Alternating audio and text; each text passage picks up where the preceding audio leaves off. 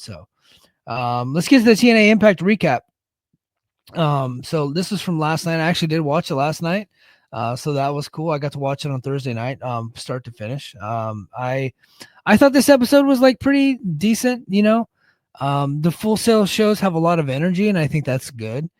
Um, there was a downside, and I'll get to that. But this was not the go home show, but the second to last show before Sacrifice. So thanks to the Wrestling Observer for the rundown. Here's what went down on Impact last night.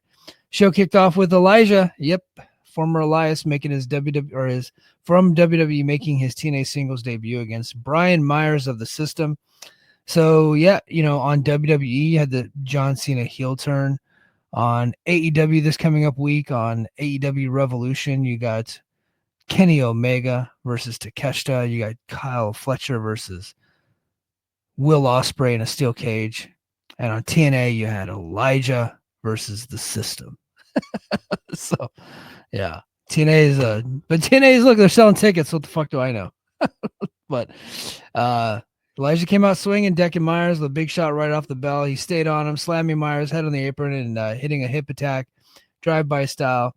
Myers briefly took over, but Elijah rallied, hit his finisher, and got the win. Post-match, the System jumped him, but Joe Hendry, the first of two Joe Hendry moments, he made the save. You know, people sent me the Elijah versus Speedball match, and that was their way of telling me that Elijah was a really good wrestler. And I was like, guys, that was Speedball. Now, there was nothing offensive in this match. He's a decently fine wrestler. I think Brian Myers is actually a really good wrestler. He's not a star, but he's a really good wrestler. The match was like basic. They didn't really do anything, but the crowd was really into Elias. He was over. Again, this is Full Sail. We'll see what it looks like when he gets to El Paso, and then of course what it looks like whenever he gets to St. Joseph and Los Angeles. But the Full Sail tapings, this guy is incredibly over, like more over than I would have anticipated. He kind of comes across like a star. The guy's got a lot of aura. Okay, like when he comes out, like from the backstage area, like onto the entrance, he actually looks like he's a big fucking deal. But he always looked like that. And the gimmick was always over. There was never a problem with his entrance. There was a problem like once the bell rang, did he have it? Now, I haven't seen enough to say that he does, but I haven't seen enough since he's been here to say that he doesn't. But we'll see. We'll see with this guy. So we're gonna hold out. We're gonna hold out our complete opinions until we see some more. Backstage, Jim Miller caught up with Ace Austin and the Rascals. That's gotta be awkward for Ace. Trey McGowan and Zachary Wentz. Ace talked trust issues heading into the Sacrifice six-man tag against Wesley's crew, but they vowed to smoke him anyway. Short and sweet. Then we got a first-class penthouse with AJ Francis and Casey Navarro. Not as long as the other one, but still not very good. Francis hyped their talk show and made a bad KO pun about no. So he was teasing Kevin Owens and then delivered Casey Navarro. It didn't get over. Steve Macklin came out and called him Timu Suge Knight, which I thought was pretty funny. Then Macklin challenged Francis to a match. So this all started because they bumped into each other backstage, and they're still pissed. Macklin beat Casey Navarro last week, and now he's wrestling AJ Francis this week. So that's, you know, TNA creative for you, bumping into each other. AJ said, give me 30 minutes to gear up, and we'll get in the ring. So they booked the match. You get back in the ring, Savannah Evans took on Zaya Brookside. Zaya got an early jump, but Evans' size took over. Rosemary watched from the rafters as Zaya locked in a tarantula hold and nearly won with a big move off the ropes. Evans turned it around, though, blasting Zaya with a stiff shot and pinning her. Solid knockouts action. This was fine. I was surprised that Savannah Evans got the victory here because I was like, I just didn't think that she'd be around much longer, but she's sticking around. So that's good. I like Savannah Evans. She's got a cool look. And then Mike Santana faced John Skyler of the Good Hands with Jason Hotch at ringside. Skyler trash talked Santana, but the crowd fired Mike up. He hit the three amigos and then finished Skyler quick. Hotch tried a sneak attack with a hammer, but Santana laid him out with a spin the block. Then Mustafa Ali popped up on the screen with Tasha Steelz, demanding a random urine test for Santana. And then a suit walks out, handed Mike a cup, like a urinalysis cup, and Santana looked all confused.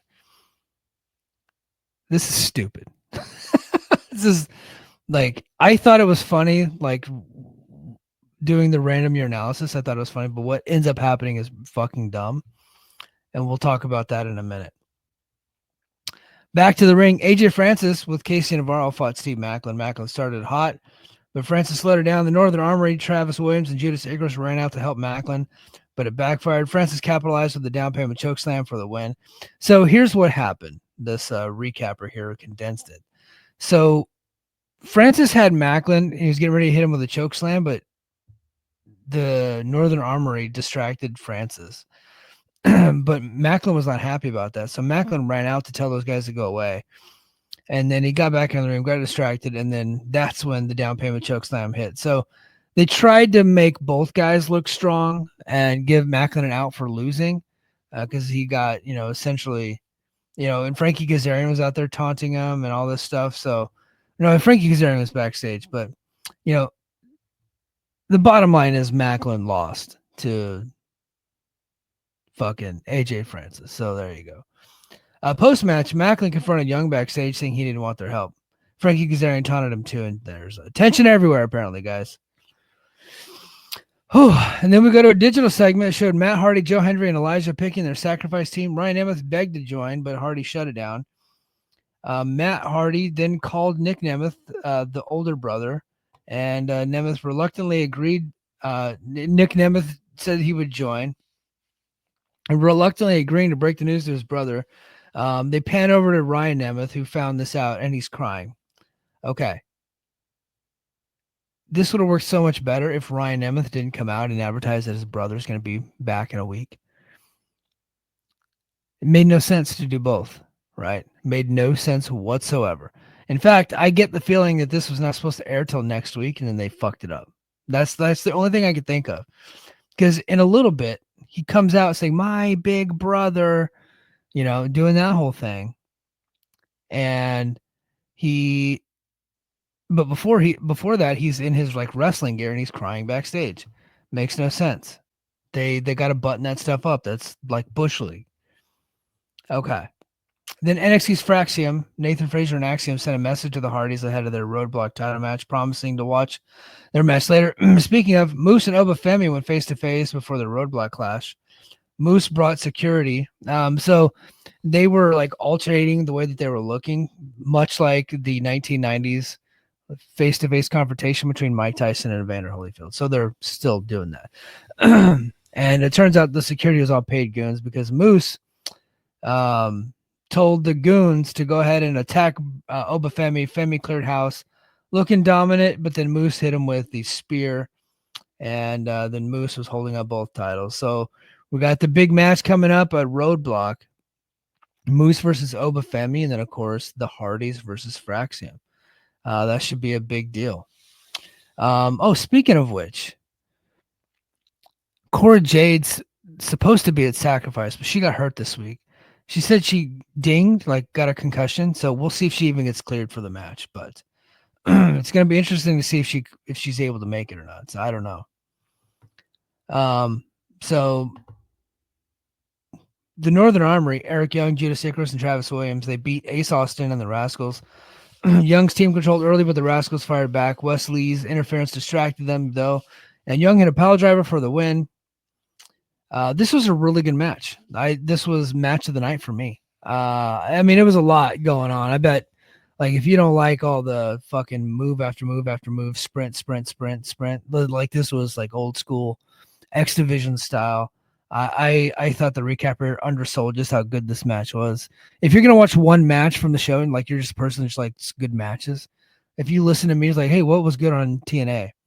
This would be the match that you need to go out of your way to see. This is really good. I think everybody would enjoy this match. Backstage, Mike Santana confronted Santino Marella about Ollie's drug test nonsense, but Santino said it came from above him. And then Masha Slamovich cut a promo on Cora Jade, calling their sacrifice match a fight she won't walk out of. Jade fired back, but Tessa Blanchard attacked Masha from behind. Cora joined until Lei Ying Lee made the save. So yeah, we got the big preview for next week where we got Masha and Cora Jade. So clearly, I mean, obviously this was taped before Cora got hurt. But we'll see if the Cora match actually happens. I think Sacrifice is so stacked. If they don't have the Cora match, that's fine. As of right now, Cora's the only person from WWE on that show, and I don't think that show needs her. Mainly because she stinks, but it just isn't. The show doesn't need her at all. Excuse me. Okay. And then Mustafa Ali's day got worse. Day got worse. So they're doing this whole bit, right? Where the guy who brings Santana or Mustafa Ali's coffee was fucking up, and Tasha Steele's cutting a promo on him in the hallway, right? Mike Santana's about to go do his urinalysis test. And the guy with the coffee walks by Mike Santana. Mike Santana grabs coffee, smiles real big into the camera. So it's like, okay, he's going to piss in that coffee. And then they cut away and they come back and they show Ali drinking it. And he's pissed. Like literally. He's pissed in. Pissed off. He's pissed in. They took like a heated feud and made it fucking silly. They made it silly. It's still going to be a good match. But now I care less because they made it fucking silly. And everything on this goddamn show is always so silly. Right? So why we got Mike Santana, who's like the most serious guy on the fucking show, pissing in coffee to get his match over when it's not necessary? The fact of the matter is he's got to, like, he should want to just beat this guy's ass as opposed to piss in his coffee, right? To get back at him. Like, when you're a bad motherfucker, like, you don't want to pull like goofy shenanigans like this. Bad motherfuckers beat people up. They don't piss in coffee to get back at their foes. So this was stupid. It was unnecessary. It's dumb. And if you don't like it, I don't like you. All right, I'm kidding about the last part. But I just thought the whole thing sucked. Not good, not funny, bad comedy, stupid, stupid, stupid. I hate it. All right. So, okay, and we get to the main event, and the Hardys faced Eddie and Orlando Colon. And these guys, the Colones are just not over, dude. Just, they got nothing, man. They got fucking nothing. This crowd could not have cared less. Now, they're not bad wrestlers. I'm not saying that. I'm just saying they're just not stars. They're a little bit older and a little bit more seasoned. Got a little salt and pepper going. A little thick. A little bit on the thick side. Maybe they need those AJ Styles medicine. And, but they're not bad workers. So if they're just coming around to lose matches, that's fine. But this is the second time they've been on the show, and it's been another main event. And they're about to main event Sacrifice. And these guys are just not over. They're the anti-over. They're under, these guys. Matt dominated early, but the Clones took over, and Jeff got the hot tag. But the system attacked for a DQ. So, yeah. Now we're ending on it. So this, like, it was kind of an up and down. Some of the really good matches saved it. I thought there were some good promos. I really liked the Moose segment with Obafemi. I thought that was fantastic. I didn't like the Spitfire stuff, which I think I skipped, honestly. I watched it, but I skipped it in the recap. I don't, maybe it's like subconsciously. I thought that kind of sucked. That didn't mean I didn't enjoy the show overall. I did, but there was just several points where I'm just like, this is just not good. In fact, let's get back to the Spitfire thing, because it totally just didn't, like, I totally skipped it. So that's on me. They did a makeover for Spitfire, or Spitfire made over the Elegance Girls. And they made them look like punk rockers. So they made Heather by Elegance look like Heather Reckless. And Heather Reckless is pissed about it. It was so stupid. So unnecessary. Nobody cares. Fucking, they need to hurry up and move on with this fucking feud. Just bad TV, bad comedy, not good. Just not good. All right, so the system attacked for DQ. Joe Hendry, Elijah, and Leon Slater made the save. And then Santino made it official. The Sacrifice 10-man tag is now in a steel cage. So we're going to have Joe Hendry, Elijah, Matt Hardy, Leon Slater, and Nick Nemeth versus the system members being JDC, Brian Myers, and Eddie Edwards, and the Colones in a 10-man tag. If that match was not in a cage, not a single person would give a fuck. They're so lucky they bought a cage and put that in it. That is a bad match. Like, there's like a couple stars in it. And for the most part, it's just not a good match. I I am fearful of what the roster is going to look like this year, especially now with Hammerstone gone. It's starting to look very like it's looking weak, and it looks like they're just cosplaying as mid 2010s NXT and like WWE main event. Like I'm talking the TV show main event with a lot of the talent that they have on the show now. I get the need to want to have people that are TV ready, but you have no fucking originality with this roster. The only look, yes, Leon Slater's going to be the exception. Joe Hendry is the exception, but look at the rest of the people in this match. Look at okay, Eddie Edwards has been around TNA for a long time, and then you got 4 other guys that are all fed fires on there. JDC Myers and the clones. And then the babyface side, you got Slater and you got Joe Hendry, and then the rest are just fed fires, right? It's like fucking weak, man. Just weak. If they didn't have a cage, that match would fucking be not interesting whatsoever. And if they didn't have 4,000 people in the arena, it probably wouldn't be a fucking fun show, but I think it's going to be a fun show. I'm really looking forward to the ladder match, too, with Moose and Jeff Hardy. But, man, just taking a look at this roster and then realizing some of the guys they're free agents right now that they could bring in, like Miro, Corbin, Jinder Mahal. You know, I think Trevor Lee would actually be really good. Duke Hudson could possibly be good. But, man, you look at that roster and it's like there's no originality. There's no developmental talent. There's no like TNA developing people. There's none of that. There's none of what the essence of TNA was supposed to be when Jeff Jarrett went around to all these indies and he brought in fucking the Motor City Machine Guns and Jay Lethal and AJ Styles and Christopher Daniels and all these cats that he went around and sought out and brought in at a low price and developed them and turned them into stars. They essentially created TNA's identity, right? You got none of that right now. You got none.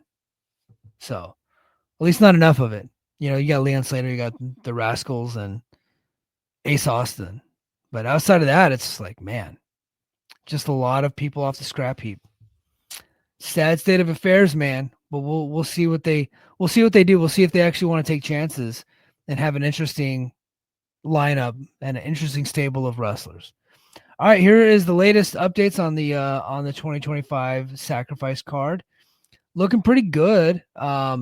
TNA Knockouts World Championship, Moss Slamovich versus Cora Jade. If Cora Jade can make it, she's battling an injury, I think a concussion.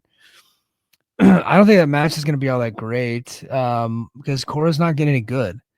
But maybe Masha could pull something out of her. X Division Championship ladder match, Moose versus Jeff Hardy. That should be fun. Mike Santana, Mustafa Ali. That's a big match. Would have been bigger if they didn't do the coffee thing, but a big match. And Tessa Blanchard versus Lei Ying Lee. I'm really looking forward to that because Lei Ying Lee likes to stiff people. So we'll see how Tessa handles that. Street fight, Sami Callihan versus Matt Warner. I'm looking forward to that. That's going to be fun. We'll see if Sami Callihan can pull another rabbit out of his hat. It's been a while since he's been in a banger. Been a while. Brother got himself out of shape, but I think that he will show up for Mance because, like, Mance is his guy. And these guys have great chemistry. They've been wrestling each other for a long time. And I really like the Mance Warner and SDL act.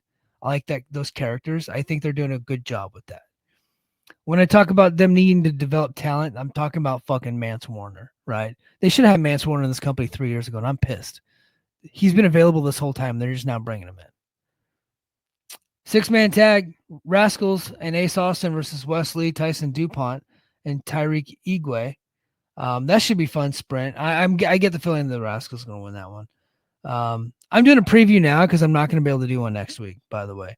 And then 10-man tag cage match, Joe Hendry, Matt Hardy, Elijah, Nick Nemeth, and Leon Slater versus the System and the Colognes.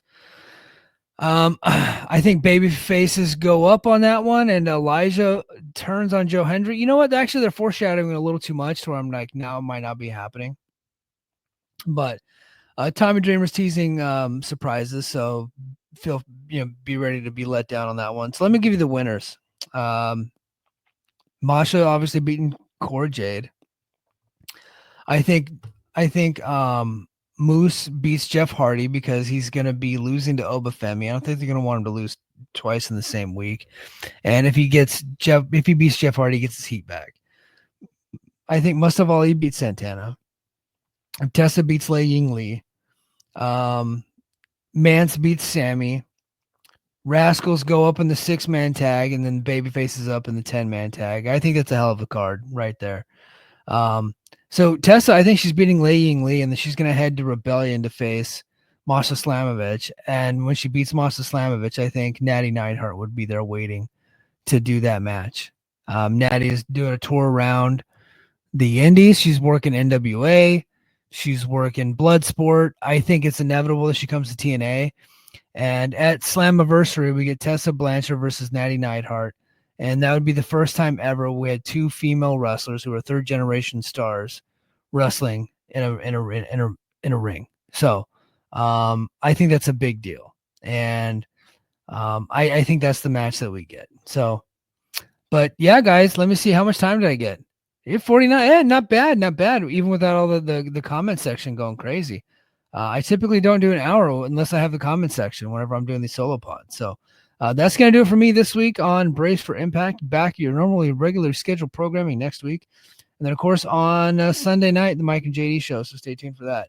We're going to be covering AEW Revolution 2025. And until next time, mahalo.